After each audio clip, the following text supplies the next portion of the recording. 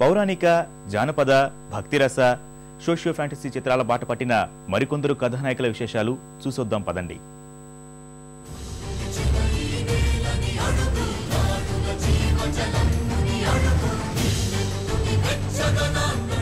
మత్స్యం నుంచి కృష్ణుడి దాకా, పశువు నుంచి పశుపతి దాకా మనిషి ఎలా ఎదగాలో చెప్పే నాటకం.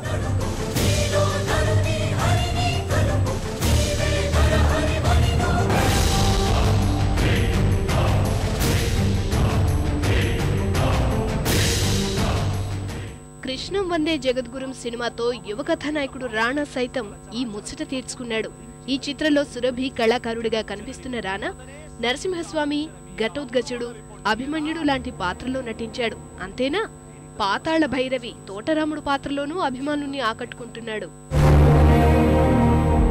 దేనికి తాత మనకి నాటకోత్సవాలు, విశ్వరూపాలు, మన జీవితాలు మేకప్ కంపడుతున్నాయి తాత. ఇప్పుడంతా నెసెసిటీ ఆఫ్ లివింగ్, అంటే ఎవడి బతుకాడు బతకాలి.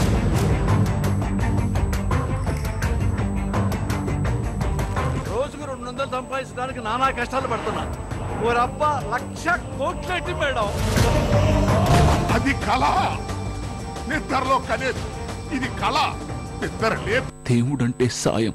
ఒక చిన్న చేప సాయం చేస్తే దేవుడు అన్నారు, ఒక పంది సాయం చేస్తే వరాహమూర్తి అన్నారు, మహావిష్ణు అవతారం అన్నారు. తాత రాసిన దేవుడి గురించి కాదు, సాయం గురించి. హీరోలంతా ఇప్పుడిప్పుడే పౌరాణిక, జానపద పాత్రలు మొదలు పెడుతుంటే ఎప్పటినుంచో ఇదే మార్గంలో కొనసాగుతున్న కథానాయకుడు శ్రీహరి. మగధీరలో షేర్ ఖాన్ గా నటించిన ఈ రియల్ స్టార్ త్వరలోనే యముడుగా కనిపించబోతున్నాడు. సాయిరామ్ శంకర్ తో కలిసి యమహో యమ అనిపించబోతున్నాడు. అమెరికా ఒక భూతల స్వర్గం. భూలోకంలో మిమ్మల్ని పూజించే భక్తులు ఒక్కరు కూడా ఎందుకు లేరు? మా భక్తుడి ఆట మొదలైంది. భైరవా, కమ్ముకుంటున్న ఈ కారు చీకట్లు నిన్ను మింగేసాయని విర్రవీగుతున్నాయిరా. నువ్వు మండే సూర్యుడు అని వాటికి తెలియదు. ఈ రోజు నువ్వు అస్తమించొచ్చుగాక, కానీ ఏదో ఒక రోజు ఓడిపోయిన నీ ప్రేమను గెలిపించుకోవటానికి చీకటి గడుపును చీల్చుకుంటూ మళ్ళీ పుడతావురా. లక్కీ స్టార్ శ్రీకాంత్ సైతం కెరీర్ తొలినాళ్ల నుంచి ఈ తరహా చిత్రాలంటే అమితాసక్తి చూపుతున్నాడు. బాలకృష్ణతో కలిసి శ్రీరామరాజ్యంలో లక్ష్మణుడిగా అద్భుత అభినయంతో ఆకట్టుకున్నాడు. షిరిడి సాయిలోనూ దాసగణు పాత్రలో ఒదిగిపోయాడు. త్వరలో దేవరాయి సినిమాలో శ్రీకృష్ణ దేవరాయలుగా కనిపించబోతున్నాడు. భవిష్యత్తులో మరిన్ని చిత్రాలు చేసే ఆలోచనలో ఉన్నాడు.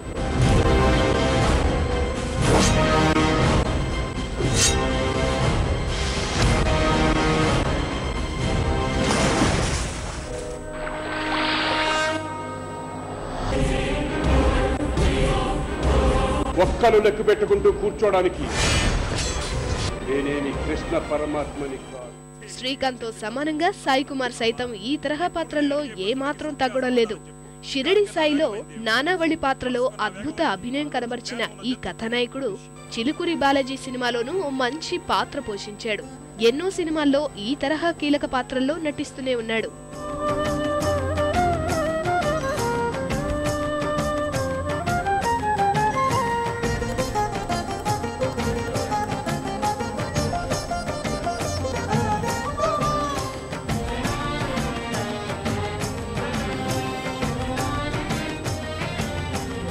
తెలివిగా చెప్పి తప్పించుకుందాం అనుకుంటున్నావా?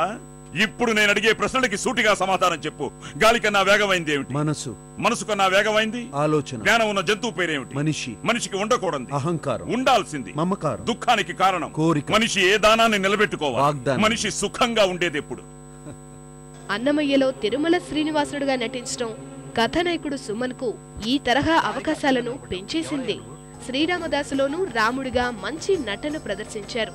ఆ తర్వాత వచ్చిన ఎన్నో పౌరాణిక, భక్తిరస చిత్రాల్లో కీలక పాత్రలో నటిస్తూ తనదైన ప్రత్యేకతను చాటుతున్నాడు.